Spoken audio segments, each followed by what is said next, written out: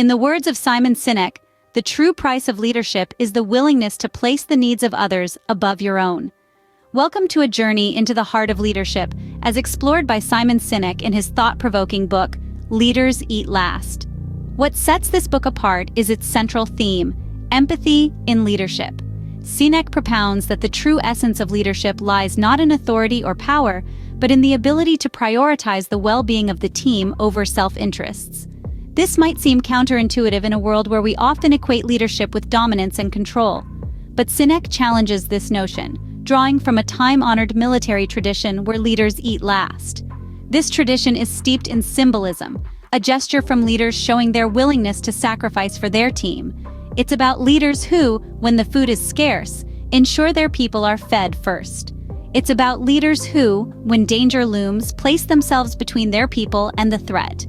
But what does this look like in today's corporate world?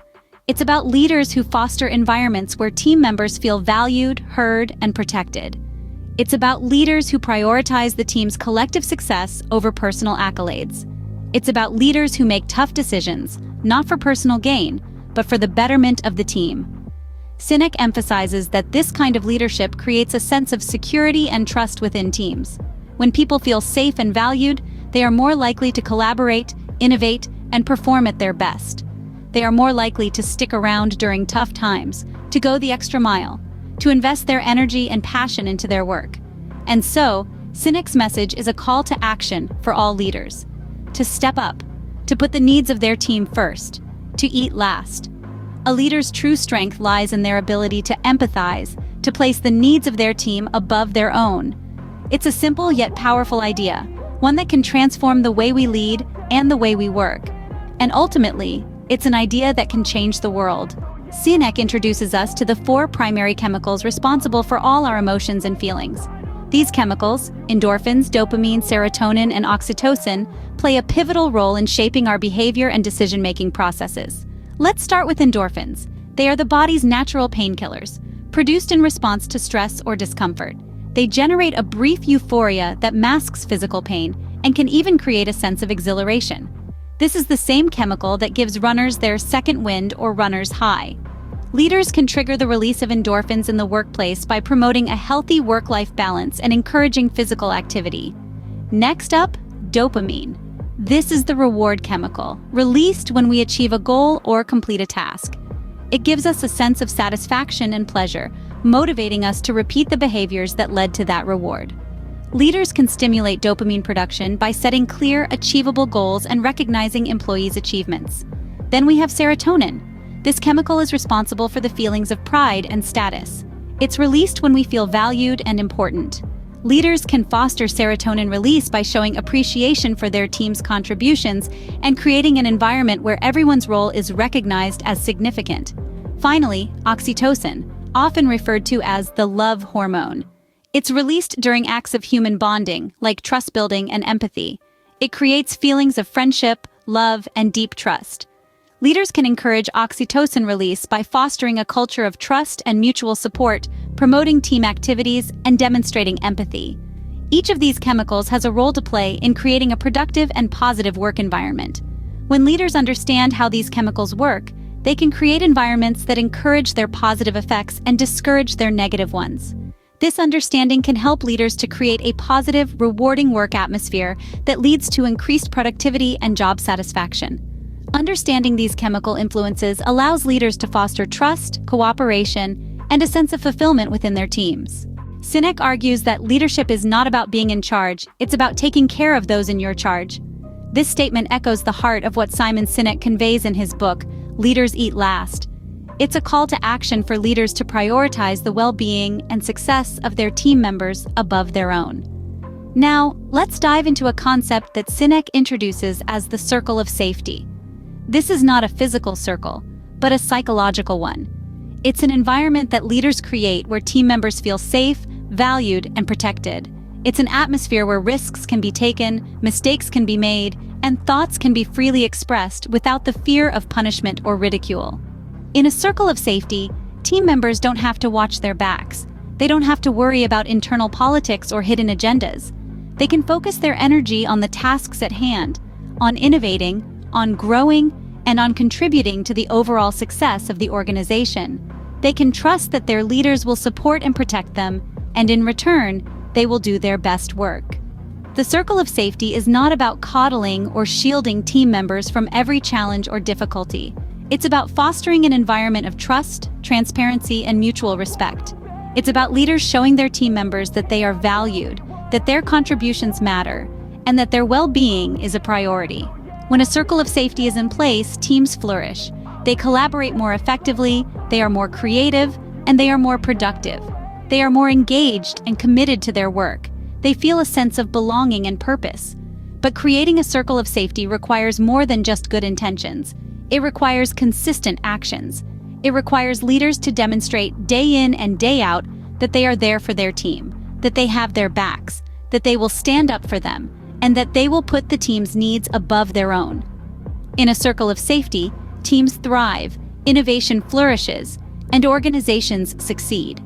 It's a powerful testament to the impact of leadership that is rooted in empathy, care, and mutual respect. A scene script. Sinek warns us of the dangers of abstraction in leadership. As leaders ascend the ranks, it's not uncommon for them to gradually lose touch with the realities of their organizations. The more they rise, the easier it becomes to view their team members as mere numbers on a spreadsheet, their roles and responsibilities reduced to abstract concepts. This is where the danger lies. It's like viewing a city from an airplane. The higher you go, the smaller and more insignificant the houses and cars appear.